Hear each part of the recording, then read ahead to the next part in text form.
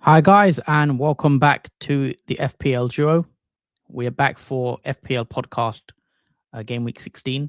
Um, so we'll look ahead to the coming game week, also discuss previous game week as well slightly. But yeah, how you doing? How you doing, Jordan? How's your week been so far? So far, so good. Hopefully, everyone else has a nice week. Obviously, we approach game week 16 very swiftly on Saturday afternoon, I believe. So, yeah, very later deadline stream for that. But yeah, we're here to talk about obviously the key points and discussions for game week 16. We're going to cover a lot of things: team and captain selections, fixtures to target, some XG stats, and obviously clean sheet probabilities. Yeah, so let's move it along to the next slide. So we'll quickly discuss clean sheet probabilities.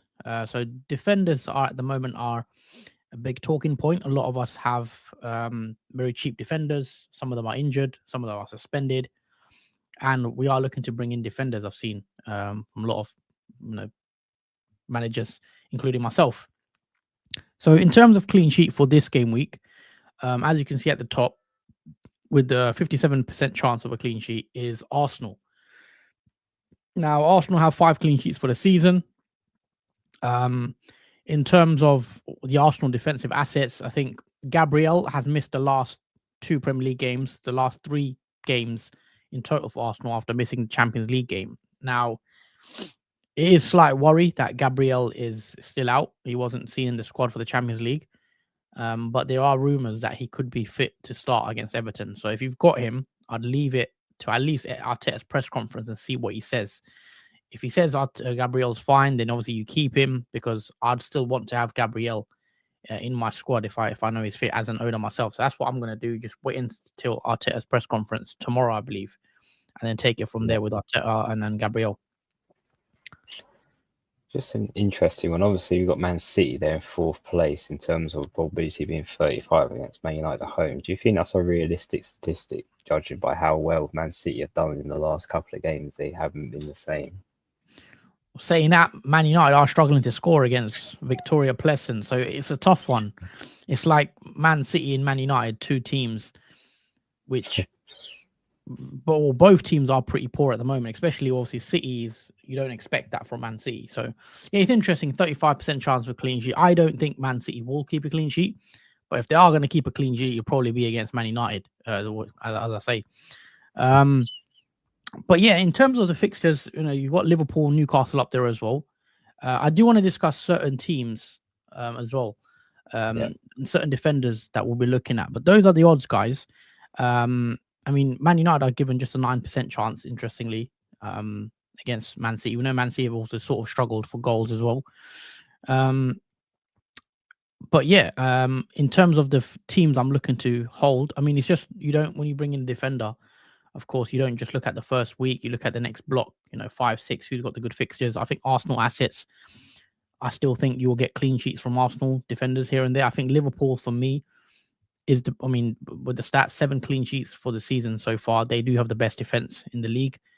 So you'd want at least, I think, 1 Liverpool defender. So that's where I'll come on to transfer plans. Arsenal defender, I think I'd want one of those as well. Maybe 2. I've got 2 myself. So yeah, let's move it along from the clean sheet probability and talk about transfers in. So this is quite interesting to see. So on the left side, we've got players transferred in so far for game week 16. Now at the top, as you can see, we've got Alexander Isak with 285,000 currently and counting. Saliba's up there. Enzo Fernandez is interesting at 3rd. Palmer, Salah, and to complete the top 5. Sorry, you were going to say? Yes, Enzo is an interesting one that I'd like to speak more, because obviously he's one of those, he's the 3rd most transferred in player at the moment. Do you think it's sustainable to bring Enzo Fernandez into the Chelsea, into your Chelsea team, considering you've got Nicholas Jackson and Palmer as well as options, but to go even more differential, Enzo Fernandez, who's played 90 minutes the last 4 game weeks, so he's playing solid minutes comparatively before that. And he's it's a good question. It's a good question about Enzo, whether this is all sustainable, his goals that he's got. So he scored against Fulham sorry, not Fulham, Tottenham in the last game. He scored against Villa as well in Gameweek 13. He got an assist against Southampton, got an assist against Leicester, got another assist against Arsenal as well. So in his last 5 Premier League games, he's got 2 assists and 3 goals. Now, I don't think he's going to carry on doing what he's been doing for the last 5, personally, but I still think he's worth a punt when you look at Chelsea's fixtures. Like, you look at Chelsea's games: Brentford at home next, Everton away, Fulham at home, Ipswich away, Crystal Palace away, Bournemouth at home. If you need a cheap midfielder around the £5 million mark, he's the one I'd be going for. And especially if you've not got Jackson. Now, let's say you've just got Palmer, I think it makes sense to get Enzo and double up. Because I've got a double up already on Chelsea, if I was to bring out Enzo, I'd maybe see how Chelsea do and then maybe look to take out Jackson potentially and bring in someone like Isak. And we know Isak's doing well as well. So maybe pivoting, having Enzo and Palmer the double up and then getting Isak in, which I do like as well, because I do think Isak is a good pick for the next couple of games. He's scoring goals. But yeah, I don't expect Enzo to keep this sort of form up in terms of returns, but I think he could be a decent option. I wasn't looking at Enzo. Like a couple of weeks ago, I thought, no, I'm not looking at bringing him in. I wouldn't go there. But when I've watched him play, he's getting further forward now, getting a lot more shots off in the box. We saw against Tottenham making late runs into the box. And I think Enzo is a viable option, guys, now. If you are looking at a cheap midfielder, he's definitely up there. And I think he's a great enabler. For 5 million, he gives you the budget to spread elsewhere, maybe bring in an Isak, or maybe lets you afford a Trent Alexander-Arnold, etc. Yeah, just to add on that, obviously Chelsea are scoring a lot of goals.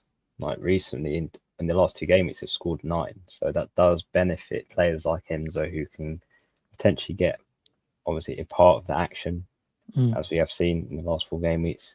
Because Chelsea score that many, it does provide opportunities like him to get returns, and that is all well in terms of FPL if Enzo can continue this with the fixture that Chelsea have up next. Now, looking at Enzo's expected goals, it's not that high.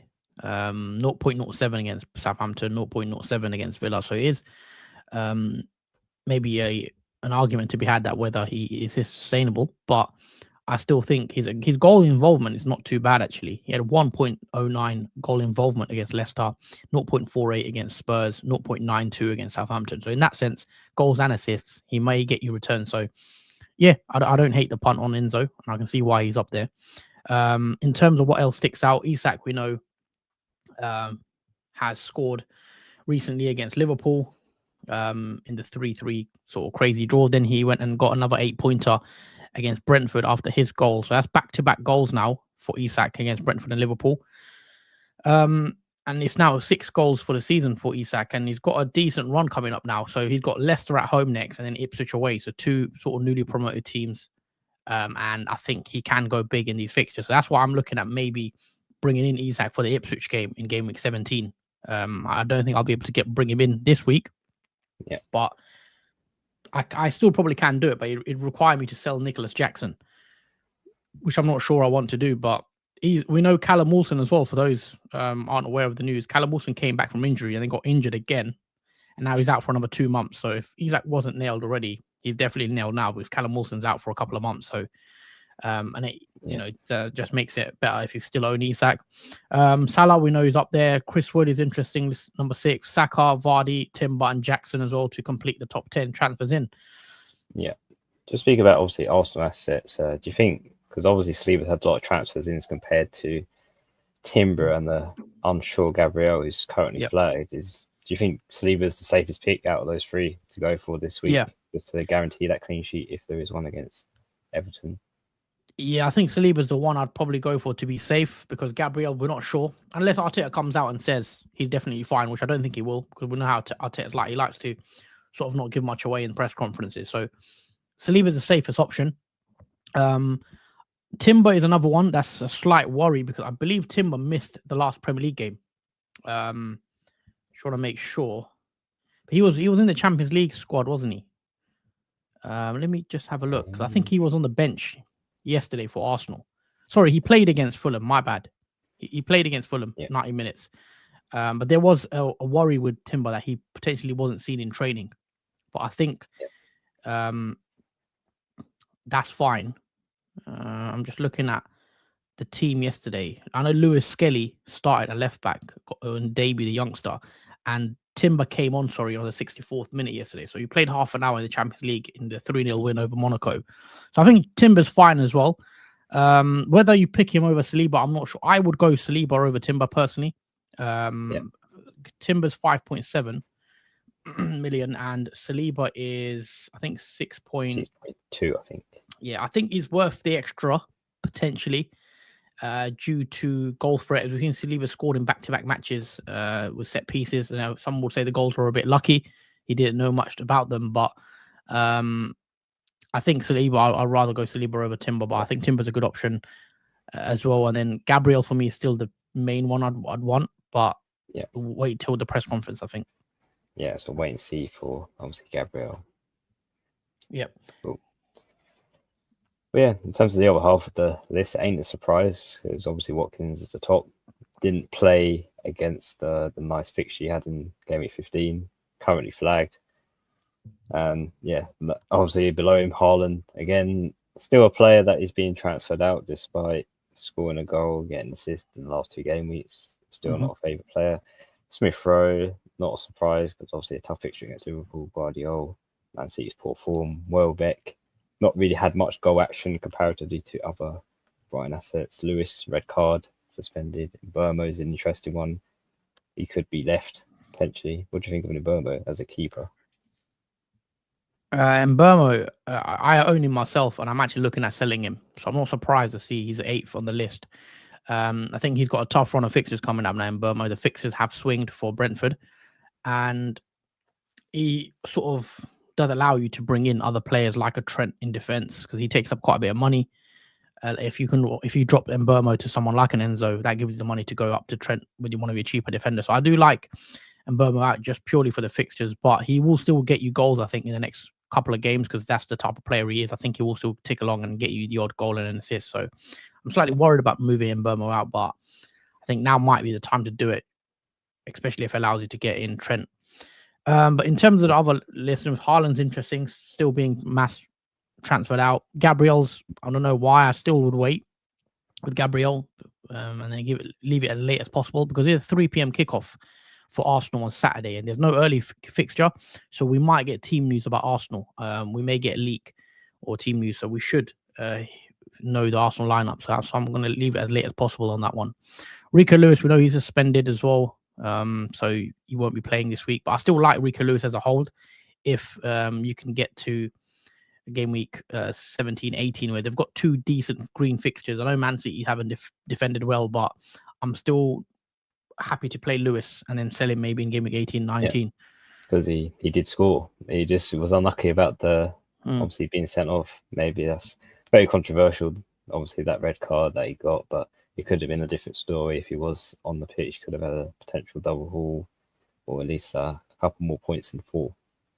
Yeah, animations also with a comment. Hey lads, if you had Cowell and Van Heck to cover Gabriel this week, would you roll the free transfer or do Gabriel to Saliba or Timber for free? I would probably wait and play Cowell and Van Heck. I think they're fine. I mean, Cowell's got should look at the fixtures again. Who does Cowell? Brentford, sorry. Yep, you could fine to play him in that one. And Brighton have Palace at home, which is fine as well, I think.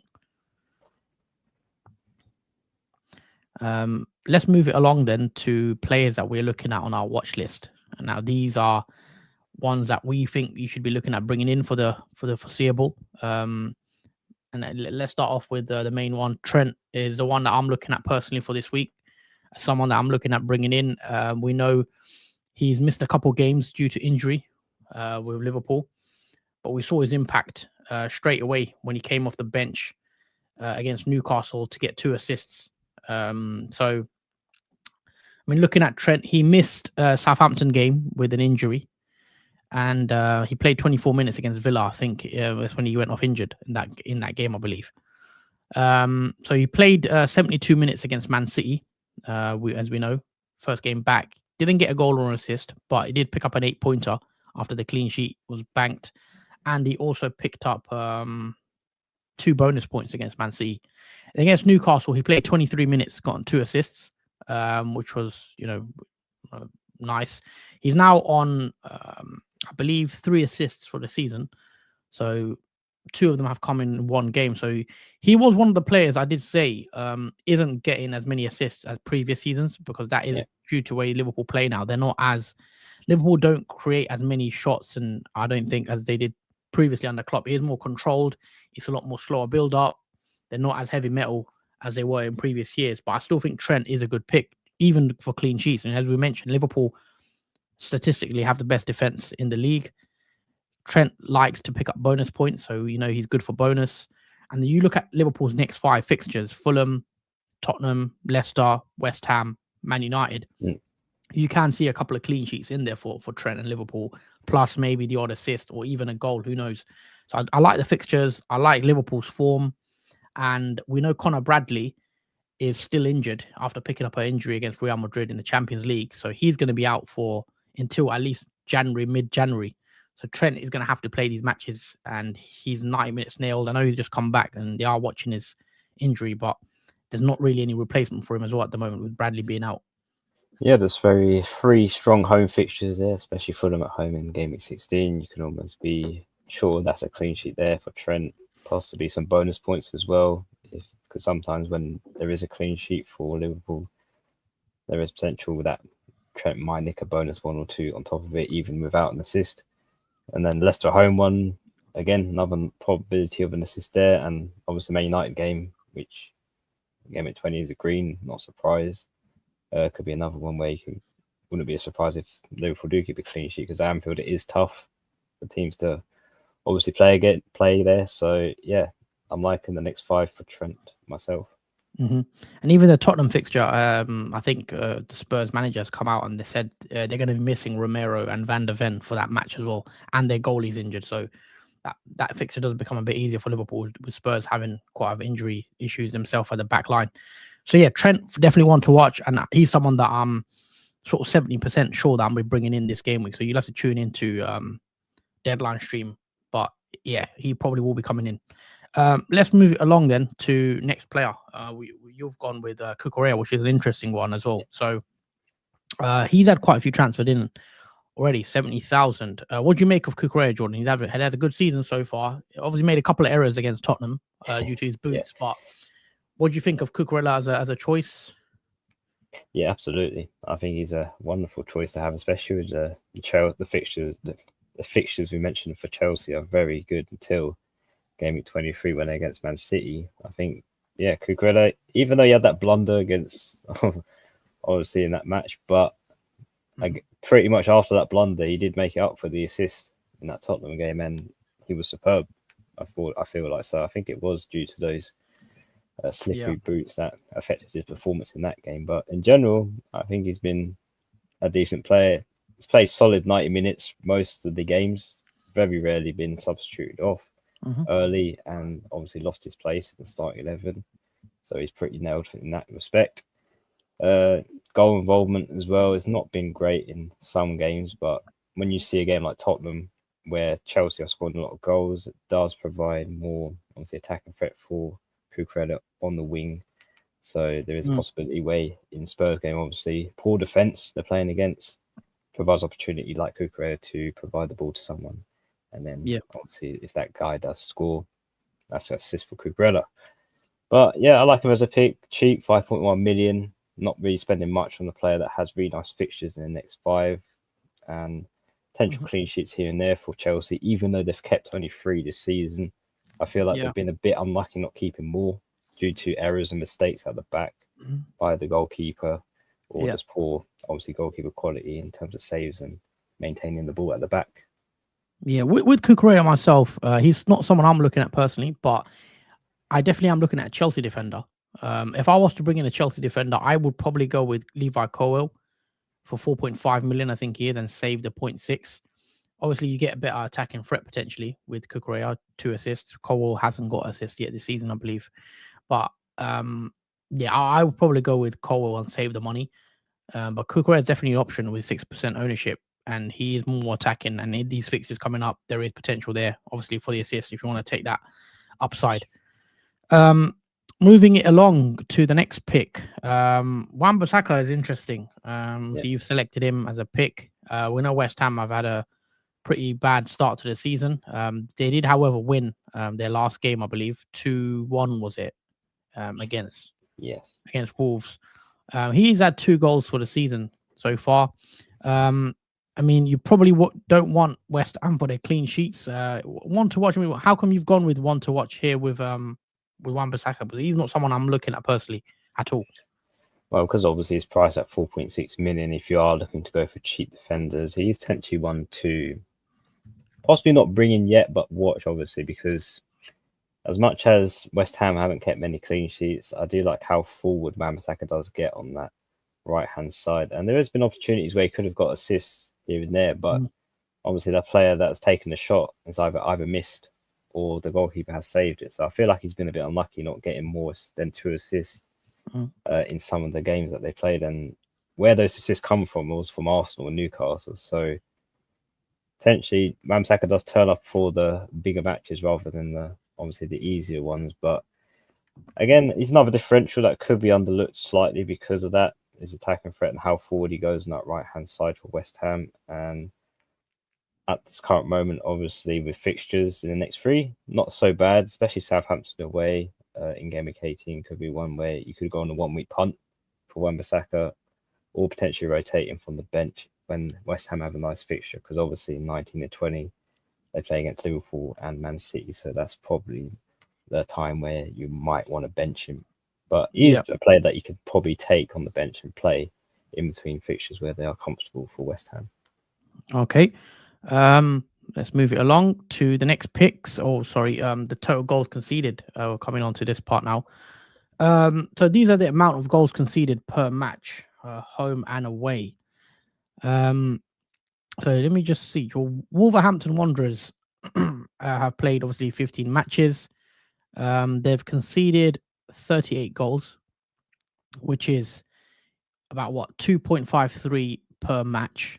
They're conceding on average 2.57 goals at home, 2.5 goals away from home. So, we know Wolverhampton are struggling. We know they've not had a good start to the season. They've had tough games, to be fair to them. So in terms of obviously defensive assets, and a lot of us have Ait-Nouri in our team, it's not sort of working out in terms of the clean sheets. I mean, it's not really the reason why we bought Ait-Nouri in. It is more for the attacking threat. But yeah, in terms of these teams, these are probably some of the more, these are probably teams that we want to avoid really in terms of defenders. And they are letting in a lot of shots, a lot of goals. As you see, they're conceding nearly 2 goals a game, especially the likes of Wolverhampton, Southampton, Leicester, 2 a game, which is pretty poor. West Ham are up there again. So I'm not too keen on Wan-Bissaka myself. Brentford are up there as well. Their away form is completely different to their home form this season. So they're another one. Ipswich, Villa, Man City, interestingly, are up there as well. Top 10 in there. Yeah. You've never seen Man City there in previous seasons, like in the top 10 for goals conceded. Yeah, so definitely Man City, you probably want to avoid majority of their players. I think Rico Lewis is fine if you want to bench him and play him in certain weeks, but even Rico Lewis, I'll probably be looking to get rid of him in the coming weeks. But yeah, it makes it interesting reading to see what teams are up there. But yeah, just want to watch, guys, in terms of how many shots and etc. these teams do let in their goal. Moving it along then to total goals conceded, to the next part of so we've just gone through the first 10, and these are now the top 10, the better teams. I'll let you take some of these, Jordan. I mean, what do you may take from these numbers? Yeah, it's impressive. Obviously, Nottingham Forest being the 3rd least amount of goals conceded is impressive this season, because normally Nottingham Forest are not up to the standard near Arsenal, Liverpool, because obviously they've only hang on, let me enlarge the screen so I can see.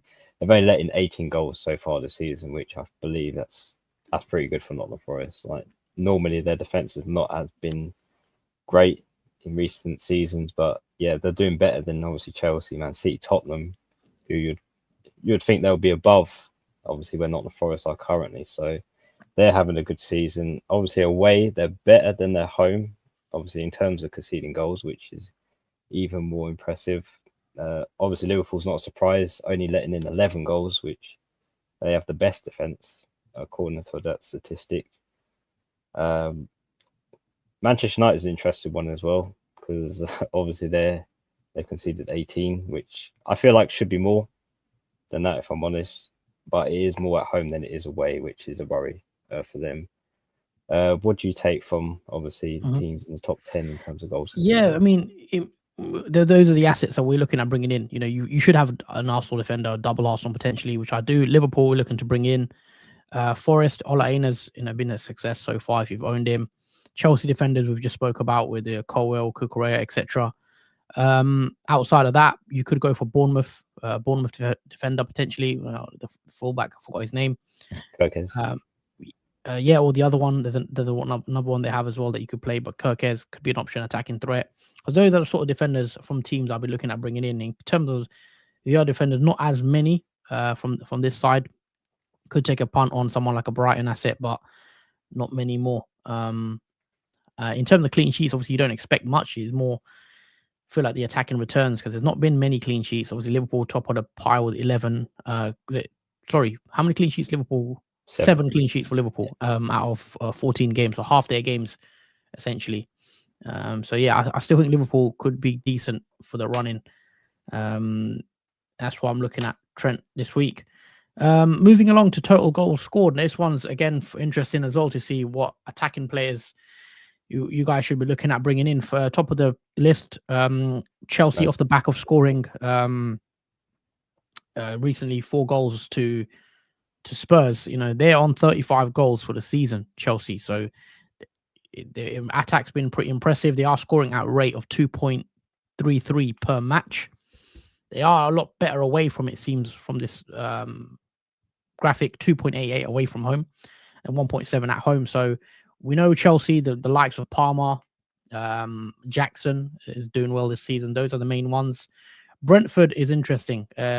Probably the biggest contrast between home and away. So at home, they're scoring 3.2 per match, and away from most, a total different story, 0.7. So they are a lot stronger at home, Brentford. So yeah, again, we know Wissa and Burma have been really good surprise maybe packages this season. So they're 31 goals scored, so not to be sniffed at. Tottenham are up there in the top 3. We know they're going forward. They're not. The issue is more going back. Arsenal 29, with the same with Liverpool, 29 goals scored. Sort of an interesting split. Arsenal more. Liverpool surprisingly have scored more away than from home, which is interesting. Yeah. That's very intriguing because obviously we've seen how difficult it is for teams to score at Anfield, but the fact that obviously Liverpool are scoring more away and less of a home advantage is again pretty impressive on this slot in his first season for the team. Also, one thing to take into consideration as well, Liverpool have played 1 game less than everyone else, and Everton, obviously. So, they do have that game in hand. I think it's for potentially game week 29. Liverpool might have a double game week. I think it's been confirmed for 11th of February. I think I saw for the Everton rescheduled game. So keep an eye out for that. Obviously, the new chip's been launched as well, which we'll chat about more, I'm sure, later on, the assistant manager chip. But yeah, the rest of the team, Man City, surprisingly still up there near the top, in the top 6 at least. 27 goals so far. They're not scoring at the similar rate as they were previously, but they are still getting chances and getting a few goals. But it is the defense as well with them that's the worry. Moving along then. So sorry, these are the rest of the teams, aren't they? Yeah, these are the rest of teams, but at the bottom where the least amount of goals have been scored, being obviously Southampton being at the bottom with 11 only. Yeah, 11 goals. I mean, not a surprise. Yeah. These teams, you probably want to avoid attackers from these teams. I mean, Jimenez is one that we've had in our team. 22 goals, not a bad return rate. And Chris Wood, to be fair, I know Forest are in there, but Chris Wood has scored a large chunk of those goals. So Chris Wood, you can see why he's in there. Isak as well, I still think is a good option, even though Newcastle have only scored 19 so far, which isn't a. If we've got an outstanding player like a Wood or an Isak, it's fine. But with the rest of the other teams, I mean, Man United being in the top 5, the bottom 5, isn't for great viewing. and obviously Southampton and Everton right at the bottom. Yeah, and obviously you're struggling in Crystal Palace, which you would think would be much higher normally in seasons, are third from the bottom, which understandably they've lost a lot of players in the team. It ain't a surprise that they've only scored 14, but they haven't really got a main goal scorer, and obviously their assets that they've currently got still haven't been effective enough. I agree. Let's check out the XG per 90. So again, this is interesting to always see as well. Expected goals be the actual goals. So Brentford, 1.34 expected goals per 90, and expected goals against 1.83. I'm trying to see if anyone stands out here in terms of overperformance. Brentford actually plus 0.73. So let me just have a look. Yeah, so they are slightly overperforming their XG.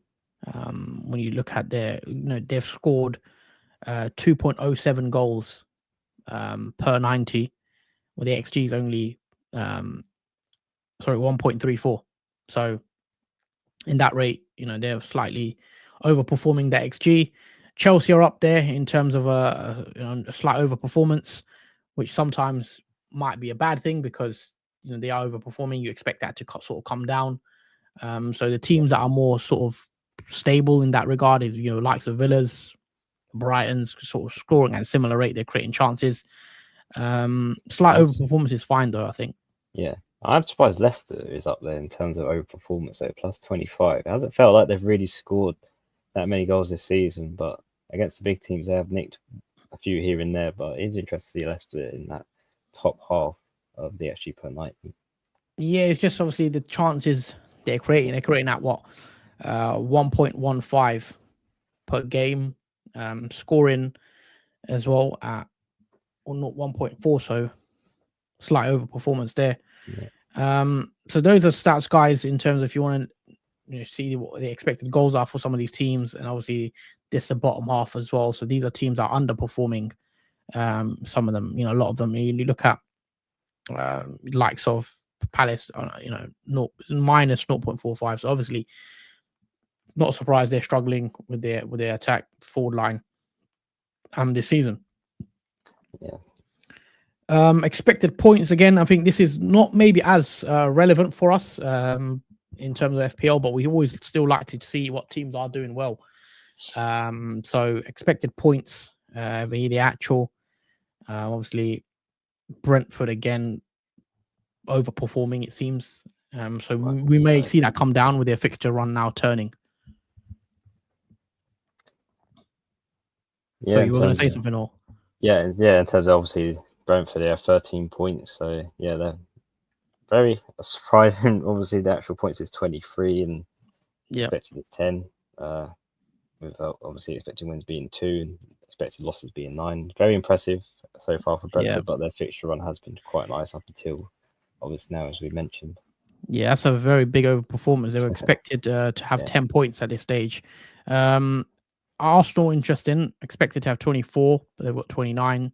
Liverpool, same, expect to have 30, but 35. So again, plus 5, sort of what you'd seems like the norm here. See, and then it's interesting again to look at the actual Man City and Tottenham right at the bottom. So Man City should have had 37 points, which is more than Liverpool from these stats. Liverpool expected points of 30, Man City is 37. So Man City with these stats should, in theory, be top of the league. But obviously, that's sometimes what it's not always. Obviously, you got the eye test as well. So sometimes stats are interesting to look at. But yeah, it just shows Man City have been good going forward, creating the chances. They've not obviously been as clinical as we've seen with Haaland. A lot of us sold Haaland, but he's missing chances now, which he wasn't doing in previous seasons. Let's pull up our teams though, and just talk about our transfer plans, etc. So I'll just quickly show you my boss team first. Hopefully you guys can see. I'll zoom out slightly. I'll just quickly read out the team. Actually, I'll show you my points first because we usually do that, don't we? Yes. That's it, the points. I've almost forgot. So 68 points for me this week. So yeah, great week for me so far. Hold on. Can you still see that screen? Yeah, you guys can you? That's a bit zoomed out of it. Give me a sec. Can you see that now? Yep, that's better. Okay, hold on, guys. Sorry.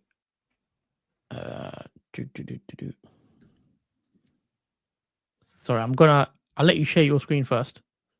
I'll let you go. 1 moment. Okay. Yeah. No, actually, 2 seconds. I'll get my screen back. Sorry, now my laptop just bugged out there. Sorry about that, guys. I'm going to share my screen with you now. Any moment now. Do apologize. Also, guys, please hit the like button on the stream while you're here. So I'll quickly go through my team. So 68 points for me, all out. So very good week in terms of obviously getting that green arrow. In goal, obviously Raya the 2-pointer. In the back line, not really much to shout about. I know Lewis scored and got a red card. Gabriel didn't play, so I played with 10 men this week. 8 Nuri gets the 4-pointer after his assists. In the midfield, Rogers, Blank, as well as Saka. And Burmo does pick up the 13-pointer after his goal and assist, which I was very pleased about. And we know Palmer what he did after his 2 goals, obviously the 2 penalties he scored. And I think he got an assist and the 3 bonus points as well. So a 36-pointer from Palmer there as captain. And up front, blanks all across. Unfortunately, Cunha, Jackson, and Pedro all blanking this week. But it was a big green arrow. And now my rank currently sits at 1.4 million. So very happy to. I was at the 2 million sort of mark. I'm hoping to break into the top 1 mil for the first time this season. Hopefully we can do that soon. Yeah, very high scoring game week. Yeah, I'll let you go next with your game week so far. Yeah, it wasn't a great game week. Obviously, total final points was 47 at the indefinite red arrow. But in terms of the points, obviously Hermanson got 2, no clean sheet. The back 3, only 8 Nuri was the only one that got an attacking return, which was an assist that rewarded him with 4 points. But Mazraoui and Van den Berg had their clean sheets wiped. In terms of midfield, Palmer was the highest scoring one with 18. Wished I captured him instead of Saka, who got 4 points with the captaincy over him. Johnson did get an assist, but obviously he got taken off during the later stages of the game. And Matoma was a blank. In terms of the forward line, Wood was the only saviour of the goal, who obviously got rewarded with 8 points with a bonus on top of that. Obviously, Nicholas Jackson, only 2, along with João Pedro, who both players blanked and came off early. In terms of the bench, not really much to say. Only Fies, but he didn't start. He was brought on in his fixture. So yeah, it was a terrible week. I'm hoping the next game week has more improvement, as this one has been quite a disappointment at. But my overall rank is 3.9 million now, and it was a big red arrow from, I think I was 3.4 million before. So yeah, very big red arrow for me for game week 15. Okay, time for boss teams quickly. So in goal, I do have David Raya, who's got Everton at home. I'm playing a back 3 of 8 Nuri, Mikalenko, and Gabriel. We know Gabriel is currently flagged, so one to watch whether he starts. Mikalenko has Arsenal away, so it's not ideal. I probably will play. I mean, I can't play Lewis; he's suspended, and Greaves, I'm not even sure he will start. So the defense is a worry, and there's some way I'm gonna, as you'll see, come into my transfers in a second.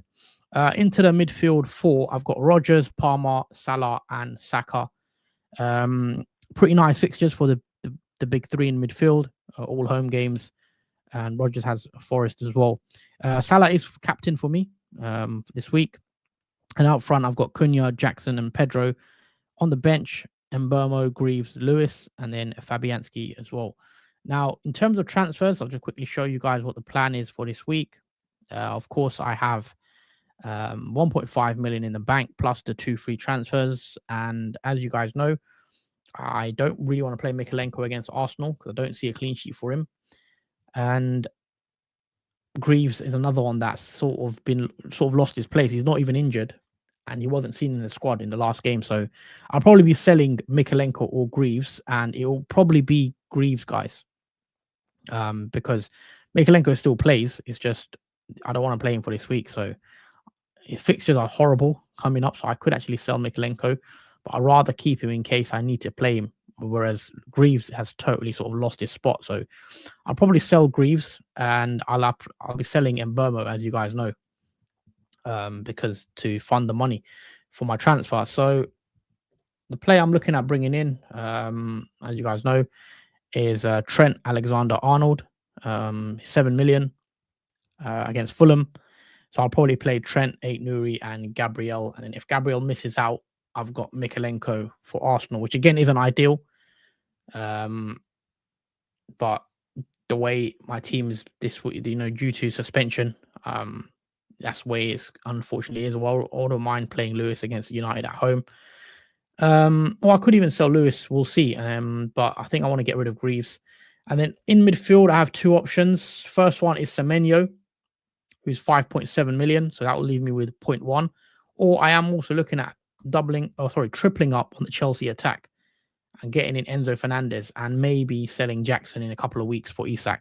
But we'll see. So let's say it's Enzo. I am looking at Enzo potentially. Who's got Brentford at home. I'll play Enzo this week, I think. I'll play triple Chelsea and then I'll bench Rodgers possibly against Forest away. So that would be the team. So let us know, guys, what you think in the chat as well. I mean, in terms of what you think of the moves, would you go for Enzo? Or would you go for someone like Semenyo? I think I'd go for Semenyo this week. It's interesting though because you are definitely covered for obviously that Chelsea game with obviously Nicholas Jackson, Palmer, and Enzo. It'll definitely be a good game where there could be a lot of goals involved again for Chelsea, and possibly Enzo can continue to run a form. But I don't hate the move. I think at that price as well, 5 million, it's a good steal. I mean, I kind of wish I bought Enzo in sooner, so I didn't miss out on his. He had a price rise. I think it was 4.9 last night. I think it was, and he went up last night. So he's 5 million now. He's still very cheap. But yeah, he's someone that I'm definitely looking at. I think I prefer him right now than Semenyo, which might be obviously knee-jerky because he's done well recently. But if I was to do that anyway, I think in the future, I could sell Jackson and then bring in another striker like Isak, and that will move me back away from having the triple Chelsea. But I do see Chelsea scoring a few goals, as we saw recently. They are scoring goals, so I don't mind a triple attack. But Isak, maybe bringing Isak next week when he's got Ipswich away. And these are some nice fixtures coming up for Isak as well. So maybe Isak's the play, and I should have bought him in instead of Jackson. But hindsight, I don't mind playing Jackson, but that leaves me to 0.3 still, and that team looks pretty strong. Yeah, I like the team. Obviously, we'll see if Enzo does.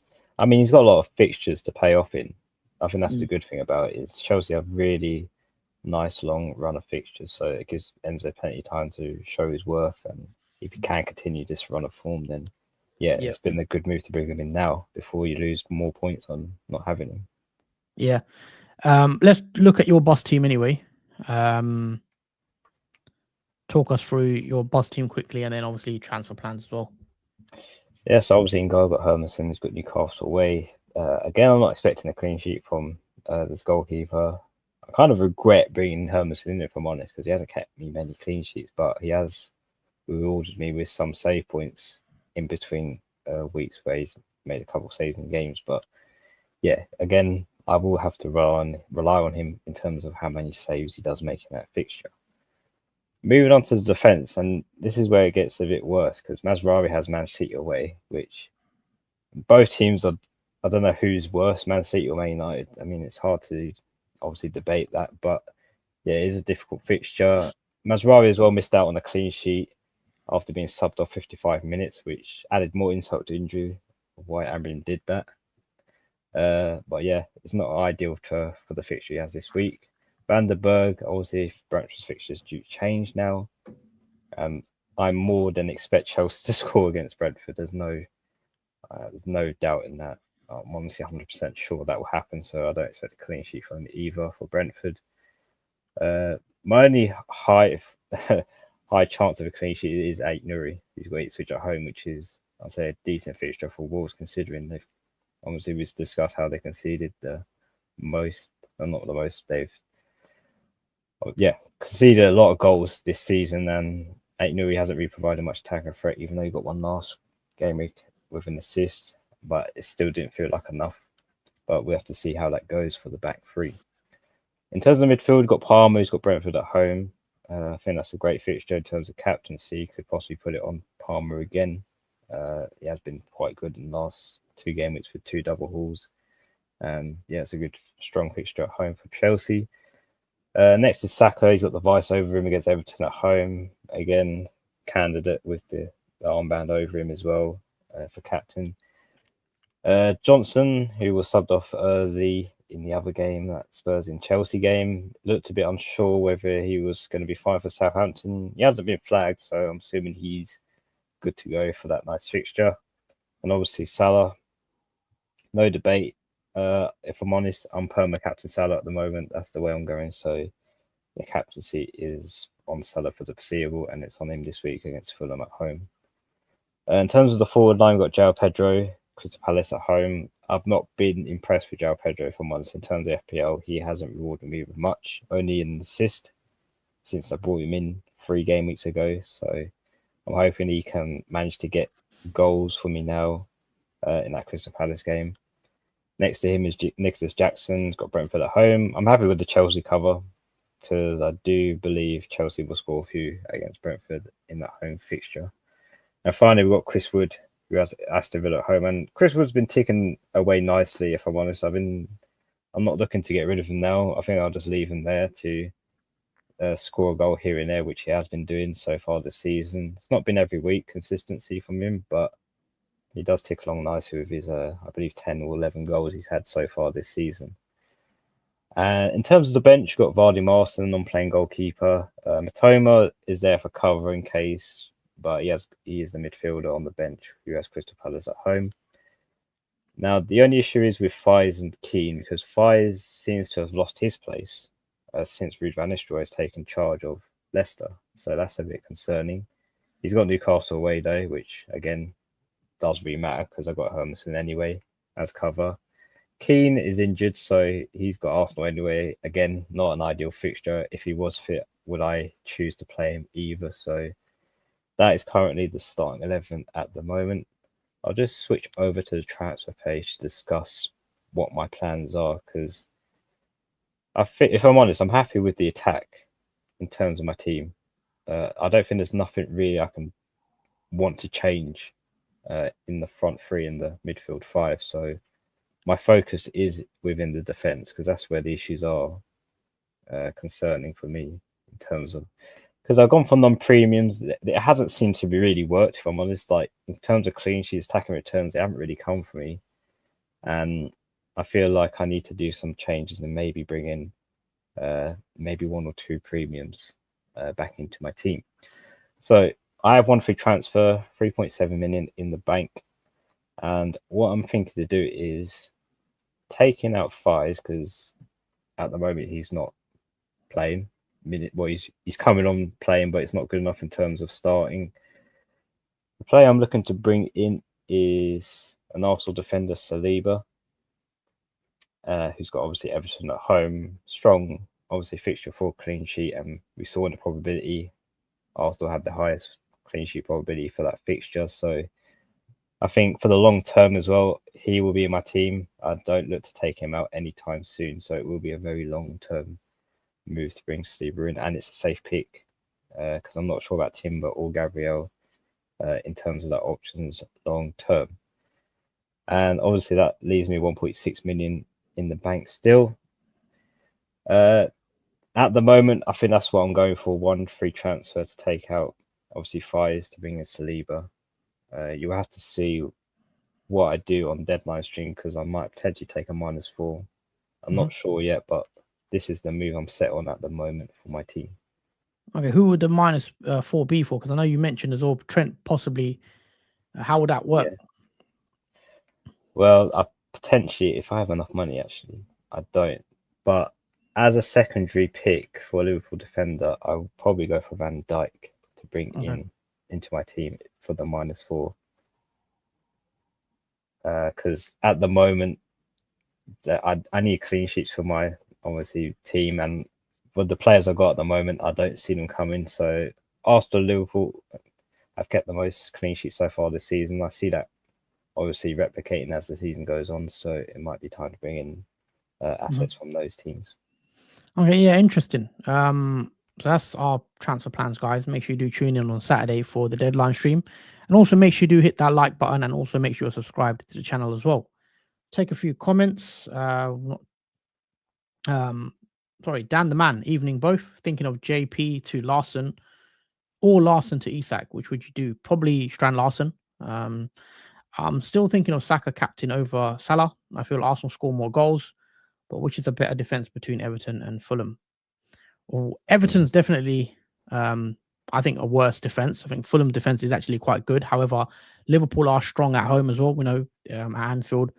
Um, for me, I've not really considered Saka. If I'm being honest, I'm perma on Salah for the next couple of game weeks. So I've Yeah. not.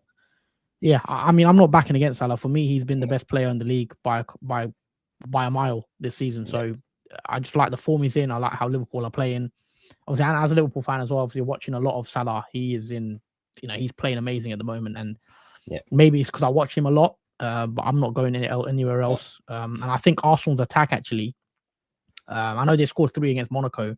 I think it's the opposite with Arsenal. A lot of their goals are coming from, set pieces as we've seen. And plus, with Arsenal, I feel like Saka's someone that might get you a goal. He might get you an assist for a 7-pointer, 8-pointer, where Salah's more likely to get you a big haul. I don't see a massive haul from Saka. I know he has done it, but he's not as explosive as a Palmer or a Salah, in my opinion. Yeah, I obviously agree with that. Obviously, I think for me, Perma Salah captain, I just think he's been the better player this season. I mean, if you've captained Salah every game now, you're possibly in the top 10k at this moment in time because he's racked up so many points, 150 plus total points for him. And yeah, he's been an outstanding player so far. He's had the best start of the season in terms of FPL and in terms of his football career with Liverpool. Who to captain? Sort of answered this one already. Just done watching United win, scrape a win. Yeah, United did end up winning 2-1, 88th minute winner from Hoyland, for those interested. TAA, says Ibrahim. Don't like Enzo as a pick. Maybe he can prove his worth. His animations. Evening Hassan Jordan, my Flecken keeping your possible Chelsea triple attack out this weekend. So Flecken owner there. Should I bench boost with Valdemarson, Nuri, Kirkes, and Rogers? No, personally, in my opinion, not a good bench boost. And who would you bench and play? I'd bench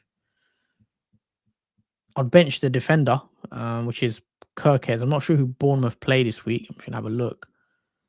They have West Ham at home, so it could be a good game actually for Kirkes. I'll still play the attackers on that one. Yeah, I think I agree as well. I think I'll still play the attackers and bench Kirkes, even though he has a good fixture against West Ham. Would you guys opt to transfer Isak to Watkins? No, I would keep Isak. Oh, Watkins for Isak. Yeah, I definitely would do it. Yeah. I'd prefer Isak, definitely. Yeah, easy move. I mean, Watkins' minutes is very unpredictable, especially with Aston Villa in the Champions League now. It's become less nailed Watkins. So yeah, Isak is the better pick. Obviously, we spoke about Wilson returns from injury, getting re-injured straight away. So Isak is a definite nail pick. Yep. Animations with Gabriel and Cunha out for Isak and Kirkes, -4. I definitely wait with Gabriel. I just have a feeling Gabriel's going to be fine to play and start against Everton. And if he is, then I'd want to keep him. So not yet. It depends on the team news we get from Arteta tomorrow. And I'm not sure I'll take a -4 anyway for someone like to take out Cunha, because Cunha had a decent fixture against Ipswich. I know they've been poor, but it is Ipswich at home. What's the next fixture swing before Game Week 19? I still got my first wildcard to use, and what teams would you target for players to consider 290k and have gone without Salah for 15 game weeks? Wow. I have him now. I mean, that's pretty mad that you've not had Salah. Wow. You've got 290k rank, so it's pretty impressive. In terms of wildcard, you probably want to use it soon then, because you only get until Gameweek 19 to use it. I mean, what would you say to Shaq's Jordan in his position? When are you planning to use the wildcard if you were him? It's difficult to pick, obviously, now, because I'll have to look at the fixtures long term, give me a moment to sort of gather thought. I think in terms of the best time to use your wildcard, I'd probably pick Gameweek 18, I think. Just before Gameweek 19 to use the wildcard. I think it's potentially the best week where you've got a lot of teams like Liverpool, Man City, Newcastle, Spurs will have nice fixtures that week. So I think I'll pick Gameweek 18 in terms of that wildcard. Yeah, and it just depends, Shax. If you're not happy with your team, just press the button. You know, if you feel like you've got a good team and you've got the main players like your likes of Salah, Palmer, etc., then you can just keep going until you feel like you need to switch out the team. Worth doing Porro to Timber or have Porro for another week. Tottenham play Southampton away, so I'd keep Porro for this week, unless you want to. Timber could be fine, could get a clean sheet against Everton, probably will get a clean sheet Arsenal, but I'll probably stick it out with Porro. Somehow it feels bad to bench Nuri and Kirkes this week, but with Trent, Van Dijk, Saliba, it leaves me with no choice probably. Yeah, I would say so. You'd rather play those three. Yeah, I'll do that in a heartbeat, considering how long we've owned Nuri and how many weeks we've had like 2-1-0 points on him. Even the 4 points he got from game week 15 didn't feel as rewarding with that assist he did get in that game. So yeah, I'll definitely be playing Trent, Van Dijk, and Saliba, but I won't have any nightmares benching Nuri and Kirkes. Spurs 64 as well. What about long term between long term, you've got to go with the Arsenal defense. And Spurs' defense is not great. I think it's fair to say. And Arsenal's defense, and in terms of underlying numbers, are a lot better. So I expect Arsenal to keep more clean sheets, especially in the next couple of games. We've got a better run. So I would back the Arsenal defense over the Spurs one. Plus, I've not been. Again, Porro hasn't really shown that much attacking threat like he did last season as well. He's had 2 assists and 2 goals, but it has felt like he hasn't been that prolific. Yeah. No, I agree. Also, guys, please do hit the like button and please make sure you are subscribed to the channel as well. Thank you guys for watching. If you've enjoyed the content, as always, guys, to help us out, all we ask for is your like on the stream, and also share the video as well if you can. That's it from us for the Game Week 16 podcast. We're back again on Saturday for the deadline stream, so make sure you do tune in. I think it's a 3 o'clock deadline on Saturday, so we should hear some team news in regards to Gabriel, etc. Sorry, it's not a 3 o'clock, it's a 1:30 deadline. So we'll be going live around 12:30 on Saturday, so I should be fine, but we still should get some team news about Arsenal. So hopefully Gabriel owners like myself, we do hear something. But yeah, thank you guys for watching. Hope everyone's having a good week so far. Looking forward to Saturday, obviously deadline stream, and yeah, we'll see you guys there shortly. Yes, thanks guys. Take care. Enjoy the rest of your week, and we'll see you Saturday morning for the deadline stream.